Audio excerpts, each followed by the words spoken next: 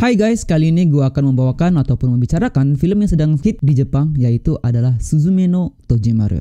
Yang penayangannya ini baru saja dilakukan bulan 11 tanggal 11 kemarin. Sama dengan penayangannya Black Panther yang kedua di Jepang. Yang dimana film ini itu disutradarai oleh Makoto Shinkai. Nah, siapa sih Makoto Shinkai ini? Kalau kalian pernah melihat anime ataupun film dari Tenki no Ko ataupun Kimi no Na wa, nah, beliaulah juga yang menyutradarai film tersebut. Jadi nanti kita akan disajikan oleh kualitas anime dan juga keindahan pada film tersebut. Oh ya, by the way, gue sendiri masih belum sempat untuk menonton film ini di bioskop. Cuman saya itu berlangganan Amazon Prime di Jepang, dan di menu Prime-nya itu ada Prime Video yang dimana di situ terdapat film Suzume no Tojimaru. Ini bisa dilihat secara trial selama 12 menit. Jadi dari satu film kita diberi kesempatan untuk melihat di awal-awal ataupun di 12 menit pertama film dari Suzume no Tojimaru. Jadi untuk kesempatan kali ini izinkan saya untuk menjelaskan 12 menit isi trialnya itu. Dan ketika saya sudah menonton filmnya, mungkin saya akan menceritakan semuanya. Tapi kalau ada yang tidak mau terkena spoiler dari film ataupun isi filmnya, kalian bisa next aja video ini dan kalian bisa kembali kapanpun yang kalian mau. Karena benar-benar ini isinya adalah spoiler. Jadi langsung saja kita masuk ke pembicaraan kali ini bersama gua Harun. Yatte miyou.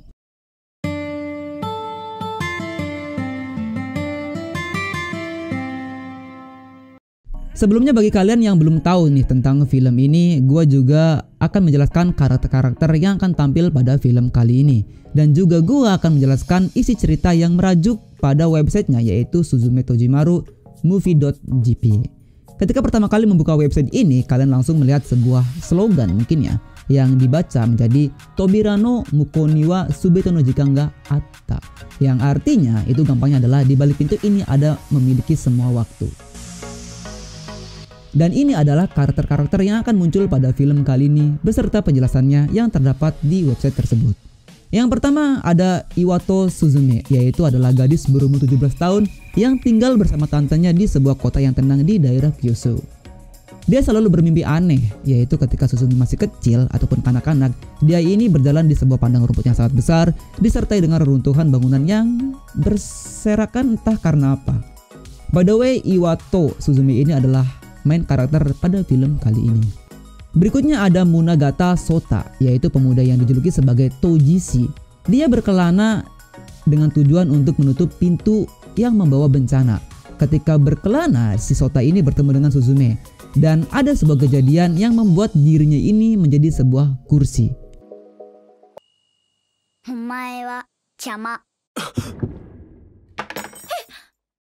By the way, kenapa dia ini dijuluki sebagai Tojishi? Toji itu artinya tutup ataupun menutup, dan si itu artinya adalah bisa dibilang adalah guru. Karena dia sendiri ini kayak memiliki kunci untuk menutup pintu-pintu yang membawa malapetaka ataupun bencana. Yang ketiga ada Gaijin, yaitu seekor kucing putih yang tiba-tiba muncul di depannya Suzume. Dan kucing itu bisa bicara. Kucing ini menghantui sebuah tempat yang dimana tempat itu terdapat sebuah pintu yang terbuka dan mempermainkan Suzume dan kawan-kawannya yang sedang berkelana. Keempat, ada kursinya Suzume. Jadi kursi ini itu digunakan oleh Suzume ketika masih kecil ataupun ketika anak-anak. Kursi ini hanya memiliki 3 kaki, dan kursi ini itu adalah perubahan dari Sota yang sudah saya jelaskan barusan. Kelima ada Iwato Tamaki, yaitu tantenya Suzume yang tinggal bareng bersama Suzume. Keenam ada Okabe Minoru. Dia adalah seorang yang bekerja di koperasi perikanan di tempat tinggalnya Suzume. Dan Minoru ini rekan kerjanya Tamaki, yaitu tantenya Suzume. Dia ini menaksir Tamaki. Oke, karakter berikutnya yaitu 2 orang yang bertemu dengan Suzume ketika Suzume berkelana ke daerah-daerah yang ada di Jepang. Pertama ada Ninomiya Rumi. yaitu wanita yang bekerja di sebuah bar pribadinya. Juga, Rumi ini mempunyai anak kembar, dan dia yang membantu Suzume ketika Suzume sampai di daerah Kobe. Kedua ada Ama Bechika, gadis yang riang seumuran dengan Suzume. Dia bertemu dengan Suzume ketika Suzume mengunjungi daerah di Ohime. Berikut ada orang-orang yang dimana ini berkaitan dengan karakter utama, yaitu Suzume. Yang pertama ada Iwato Tsubame, yaitu ibunya Suzume. Beliau ini suka memasak dan membuat kerajinan tangan. Jadi beliau ini suka kayak seperti hal-hal yang rumit. Kedua ada Serizawa Tomoya. Dia adalah temannya Sota, juga seorang pria muda yang ucapan dan perilakunya ini agak sedikit kasar, tapi peduli dengan teman-temannya. Dan karakter yang terakhir yaitu adalah Munakata Hijiro, yaitu kakeknya Sota, yang dimana beliau adalah master dari Tojimeshi. Yang sudah saya katakan tadi tentang Tojimeshi, beliau ini adalah masternya. Dan juga beliau ini sedang sakit dan dirawat di rumah sakit yang berada di daerah Tokyo. Oke, setelah pengenalan karakter, kita masuk ke sesi video trial selama 12 menit yang terdapat pada Prime Video Amazon Jepang. Scene pertama pada film kali ini dibuka dari seorang anak kecil yang dimana dia adalah Suzume yang sedang berjalan sendirian di sebuah padang rumput yang sangat luas. Di situ juga terdapat reruntuhan bangunan yang terbengkalai. Suzume kecil ini berjalan sambil mengelilingi runtuhan tersebut sembari mencari ibunya. Suzume kecil terus-terusan mencari ibunya, tapi tentunya tidak didapatinya. Keputusasaan dari Suzume kecil ini sangat terlihat jelas. Sedang merasa terputus asa, datanglah seorang yang dimana orang tersebut mendatanginya. Perawakannya dengan rambut yang sangat panjang, tapi tidak diperlihatkan muka dari seseorang tersebut. Ketika seseorang tersebut berhasil mendekati Suzume kecil melihat senyum dari seseorang tersebut. Ketika mau melihat matanya dari seseorang tersebut, Suzume terbangun dari tidurnya. Ternyata itu hanyalah mimpi yang dialami oleh Suzume. Pada profil yang sudah saya jelaskan, Suzume ini selalu mendapati mimpi yang aneh, dan seperti itulah mimpi Suzume. Ketika terbangun, Suzume mengatakan, "Ibu." Apakah di mimpi tersebut orang yang mendatangi Suzume adalah ibunya? Kita masih belum tahu. Suasana sudah pagi hari, saatnya untuk bersiap-siap pergi ke sekolah untuk Suzume. Dia pun dibangunkan oleh tantenya yang tinggal bersama dirinya. Sembari menikmati sarapan paginya, Suzume ini berbincang-bincang dengan tantenya, yaitu Iwato Tamaki, sembari melihat ramalan cuaca pada hari itu. Tantenya menyampaikan kepada Suzume bahwa hari ini mungkin dia akan telat untuk pulang ke rumah. Sempat diajak oleh Suzume yang mengatakan apakah telatnya ini karena dia ini pergi kencan. Tapi Tamaki mengatakan bahwa telatnya itu dikarenakan dia akan berlembur di kantornya. By the way, di salah satu profil karakter yang pada film kali ini kan itu ada Okabe Minoru yang menaksir tantenya. Makanya Suzume ini mengejek ke tantenya karena si tantenya ini akan telat pulang. Mungkin dikira Suzume ini berkencan dengan Okabe Minoru. Suzume pun akhirnya berangkat ke sekolah seperti biasa menggunakan sepedanya. Diperlihatkan juga keindahan alam dan kesegaran udara dari salah satu kota yang ada di Kyushu yang ditempati oleh Suzume. By the way, emang sih ya, walaupun di bagian bawahnya Jepang, Kyushu ini benar-benar indah dan juga udaranya itu segar banget, apalagi kalau misalkan pagi hari. Ketika sedang mengendari sepeda, di tengah-tengah perjalanan dia ini melihat seorang pemuda yang berambut panjang yang sedang berjalan seorang diri. Melihat pemuda tersebut, Suzume ini tampak terpesona dengan penampilan dari orang ini. Kita ketahui orang itu bernama Sota.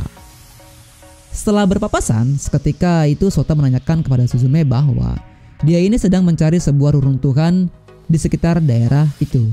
Dan dilanjutkan dengan mengatakan bahwa Sota ini juga mencari sebuah pintu.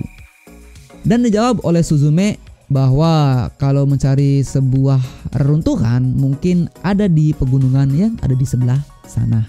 Sota pun langsung menuju tempat yang sudah ditunjuk oleh Suzume. Suzume pun melanjutkan perjalanannya menuju sekolah dan dia pun disapa oleh salah satu temannya, yaitu adalah Aya. Aya mengajak Suzume karena terlihat muka Suzume yang kemerahan. Itu karena Suzume terkesima dengan pesona pemuda yang baru saja ditemuinya. Ketika Aya melanjutkan perjalanannya ke sekolahnya, Suzume malah balik arah dan menuju ke pegunungan yang sudah dia beritahu kepada Sota. Ketika sampai di tempat tersebut, Terlihat sekali tempat tersebut seperti bangunan ataupun kompleks yang sudah hancur dan hanya menyisakan beberapa runtuhan saja. Suzume mencari Sota kesana kemari, tapi sama sekali tidak didapatinya. Karena sudah tidak bisa menemui Sota, Suzume ini melihat sebuah pintu yang dimana pintu itu berdiri di tengah-tengah bangunan. Penasaran dengan pintu tersebut, Suzume pun menghampiri pintu tersebut dan membuka pintu itu. Seketika itu Suzume melihat seperti ada dunia lain yang ada di balik pintu tersebut. Di balik pintu itu diperlihatkan sebuah padang rumput yang sangat luas, berwarna hijau dengan keasriannya. Bukan hanya itu, di atasnya juga terlihat langit yang begitu cantik dengan bintang-bintang dan galaksi yang berwarna sangat indah. Penasaran dengan itu, Suzume melangkahkan kakinya dan ingin memasuki dunia tersebut. Tapi ketika ingin memasukinya, sekejap dunia itu hilang begitu saja. Kayak seperti proyeksi yang terdapat di balik pintu itu. Tapi ketika memasukinya, Suzume ini tidak bisa melangkah ke dunia tersebut. Suzume pun mondar-mandir melewati pintu tersebut, tapi tidak berhasil memasuki dunia yang ada di balik pintu tersebut. Ketika dengan keanehan ini, tanpa sengaja kaki Suzume menyentuh patung kucing yang ada di sekitar pintu tersebut. Ketika dia mengangkat patung itu terasa dingin sekali. Dan seketika juga patung tersebut berubah menjadi seekor kucing. Suzume pun terkejut, sontak dia langsung melepaskan kucing itu. Kucing itu pun lari. Kita ketahui kucing tersebut adalah pasti Gaijin, seekor kucing putih yang berbicara. Keanehan-keanehan yang menimpa Suzume ini membuat dirinya ini ketakutan. Akhirnya Suzume lari dari tempat tersebut dan kembali ke sekolahannya. Ketika sampai di sekolahan, dia ini mengobrol dengan kedua temannya.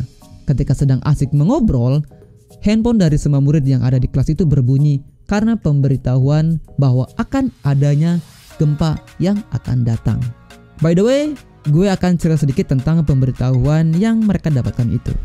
Saya di Jepang sudah 4 tahun lebih dan saya juga mengalami itu. Jadi kalau akan ada datang sebuah bencana gempa, semua handphone akan berbunyi secara otomatis dan memberitahui bahwa akan ada datang gempa dengan skala berapa Richter gitu.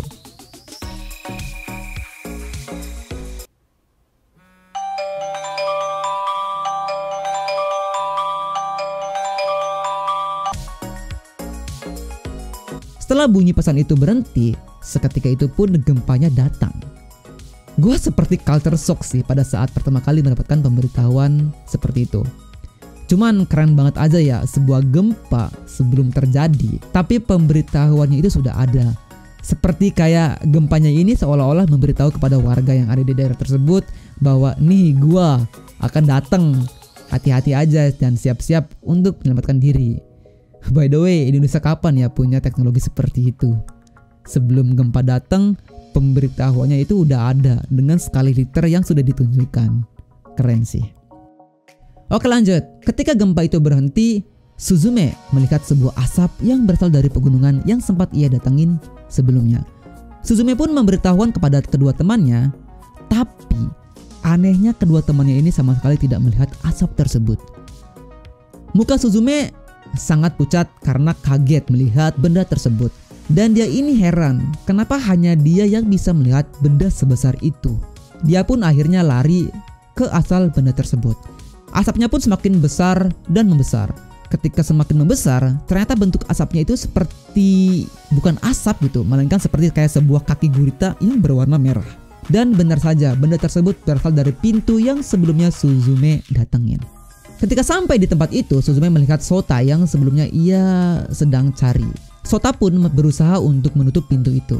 Sota yang melihat Suzume di situ memerintah Suzume untuk pergi dari situ karena sangat berbahaya berada di sekitar tempat itu.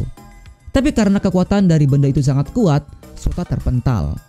Suzume pun langsung membantu Sota yang terpental.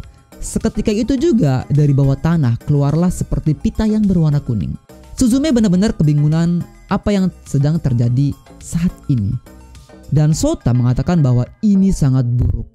Benda itu semakin besar dan dari induk benda itu keluar lagi kaki-kaki yang menjulur ke segala arah daerah yang ada di situ. Dan induk dari benda itu pun terjatuh ke bawah. Ketika jatuh ke bawah menyebabkan goncangan yang sangat besar di daerah tersebut. Ketika terjadi goncangan tersebut, goncangan itu seperti gempa. Seketika itu pun handphone dari Suzume berbunyi kembali. Dan pemberitaan itu menyebutkan bahwa ada gempa yang sedang terjadi. Jadi gini, orang lain yang tidak melihat benda itu atau benda merah itu hanya bisa merasakan seperti gempa saja. Jadi Suzume bisa melihat benda tersebut, tapi orang lain tidak bisa melihat benda tersebut. Jadi orang lain itu hanya merasakan goncangan seperti gempa saja. Goncangan ini pun membuat atap dari bangunan itu terjatuh dan hampir saja mengenai Suzume.